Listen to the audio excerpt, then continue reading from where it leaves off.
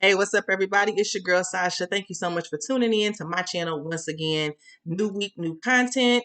If it's your first time coming on, please hit that like button, hit the subscription, and hit the notification bell so you can be notified each and every time I do a video. So, y'all, I am a little bit out of sorts today because the story I'm about to tell on this video, I have never told anyone. The only people that know that this went on is the people that were in the room and God and myself. And I'm not clout chasing.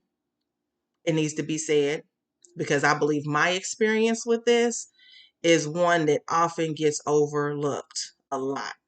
So let's jump right into it. Uh, Years ago, in like 2013, I was dating and I was introduced by a guy from out of town by a friend. We went on a couple of dates. Everything was good. He was everything I liked. You know what I like. Y'all watch the other videos. We ain't got to get into all of that. So we went on a couple of dates. Things went well. But there was one night that we went out. We were supposed to be going out by ourselves. That was the plan. And he called me up or texted me, and he was like, we turning up tonight. And I'm like, oh, okay. So we set up a time for him to come pick me up. He came and picked me up. My friend was in the car with him. So I was like, oh, okay, cool. So friend was in the car. We went back to my friend's house. We stopped and got some bottles of Grey Goose, and I'm wilding. I done drank out the bottle. I'm wilding out. Now I wasn't drunk at that point, but like I'm trying to show this guy, that I'm that fun chick. Da da da da. So, I done took a few, little drinks out the bottle or whatever. If you were watching this video, don't never do that around a man. I was 26, 27 when this happened. This wasn't recent. Okay. Like I said, 2013. I was younger. Getting older, but still younger. But ladies never do that. So I took a few drinks out the bottle. There was a guy that was asleep on the couch.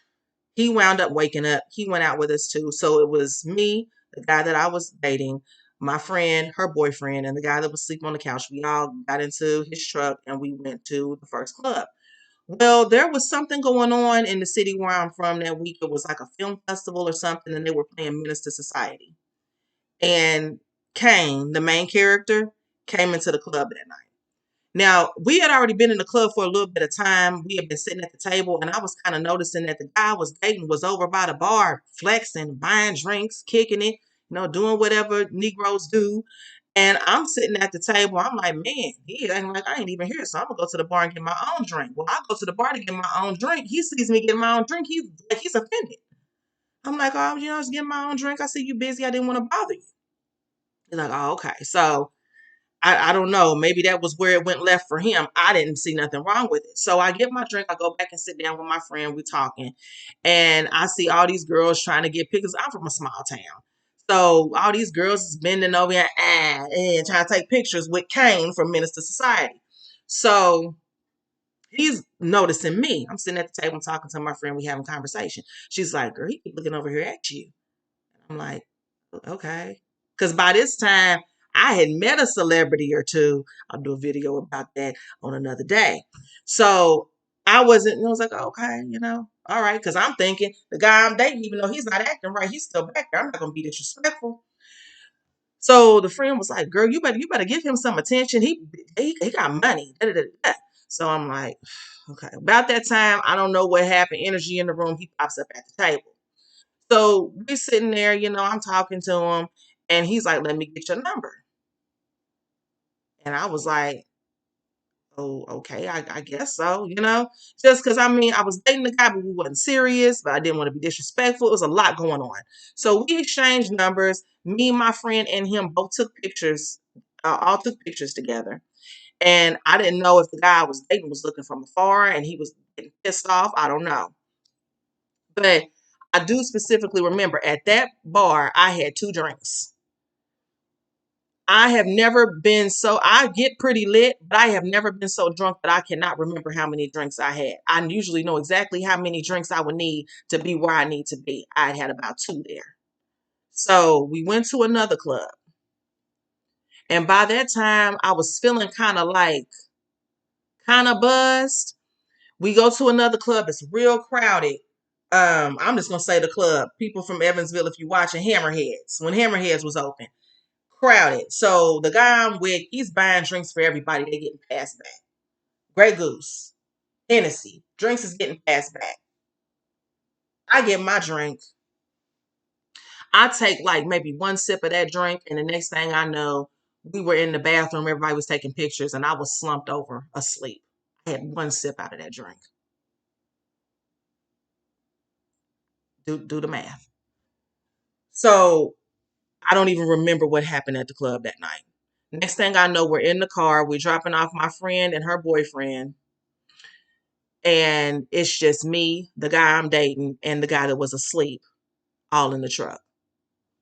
Now, I didn't even notice this guy that was asleep was even still in the car. That's how tore up I was off of one sip out of that drink at that second club that we went to. We wind up at the hotel. I don't remember the guy that I was dating checking us into the hotel. It's like from the time I took that sip of that drink, everything was happening in spots. It's spotty. I don't remember nothing. The next thing I know, I'm in the hotel room. I'm having sex with the guy that I'm with. Still didn't even know the guy that was even with us. I looked over and seen him on the other bed. The guy that I'm with is asking me to let him join in. I'm saying no because I'm like, I don't even know what's going on. I'm spotty right now. My head's spinning. The next thing I know, I wake up. The guy I'm dating is nowhere around, and the guy that was asleep is naked. That's what happened. And the next day, on the way home in the car, I remember just feeling like so dirty. I don't remember even sleeping with the second guy. I don't know what happened. I don't know what happened. I don't remember nothing. But I know something transpired. And I remember I talked to the guy I was dating the next day, and he was like, I don't know if it was something he was used to doing. I don't know if maybe I'd done something while I was in this drunken stupor that made them think that that was okay after I said no. I don't know what happened, but he was very nonchalant about it. And I remember I'll never forget the number. I took about 4 baths and 3 showers that day. I just could not get clean. It wasn't nothing I could do. And the day after that, I was so sick. I remember I tried to go on about my day like nothing was going on. I tried to go to kickboxing class and I just got really hot. I felt like I was running a fever. And I had to leave kickboxing class and I just went home and laid down and cried. And the reason why I never said anything about it was because in my mind, I was thinking, this guy saw me talking to somebody else. He was offended. I'm dressed half naked. I'm drunk. I should have known better. This is what happened. And I'm telling this story because there's somebody right now that might have just went through this weekend. I'm about ready to cry talking about it because I ain't really talked about it since it since it happened. I wrote it down. When I wrote it down in my book, I cried about it. And it didn't wind up, I formatted this book so many times. So I don't know how it didn't end up getting in here. But I'm glad I'm getting to tell this story now because last week I saw the R. Kelly, the last part of that series. And have been a fan of R. Kelly for many, many years. But when I heard about like the mind control he had over them girls, like for real, and I was hearing about it before, and I'm like, you know what? Them girls, they knew what they was doing. Where were the parents? I'm just like, after hearing what he was actually having them do, y'all, that was it for me. That was it for me. I'm gonna tell you this, and people might be mad at me. I can separate the men from the music. I can. But I'm sorry that happened to them girls. I don't know what was going on that he would think that would be okay. I don't know what's going on within them that they accepted it for so long. But hey, somebody might say what was going on with you that you didn't report that you had been assaulted. So I'm doing this video to let somebody know, if you've been sexually assaulted, if you specifically, if you have been out and you have been drinking, if you're sober enough to say no and something still goes down that you don't want to happen, honey, that's rape. And even if it's your boyfriend, that's rape. And you need to go tell it. You need to let somebody know. I held on to that for so many years, and now God was with me the entire time, because the guy that did this to me died last year, a violent death. So I guess now, I guess I feel free to tell my story, but women need to know, it's not about how you dress. You can go outside with pasties covering your nipples and nothing but a thong on. That's your body. That's what you decide to do. Nobody has the right to touch you, even if it's your boyfriend, even if it's your husband, baby. If you don't want to do that, that's right. Because I'm gonna tell you something else, for church people, that's for some who might be saying, might not consider that rape because that's the woman's husband. Let me tell you something. God is love, and love doesn't hurt. And God ordains marriage. The Bible says marriage is honorable before God. A man that findeth a wife findeth a good thing. Okay? God doesn't condone any man raping you, regardless of whether you took nuptials with him or not. Somebody needs to hear that too. So y'all, this is a very serious video for me today. I hope y'all watch the entire thing. The message in this video is, ladies, I don't care. You never deserve to be raped.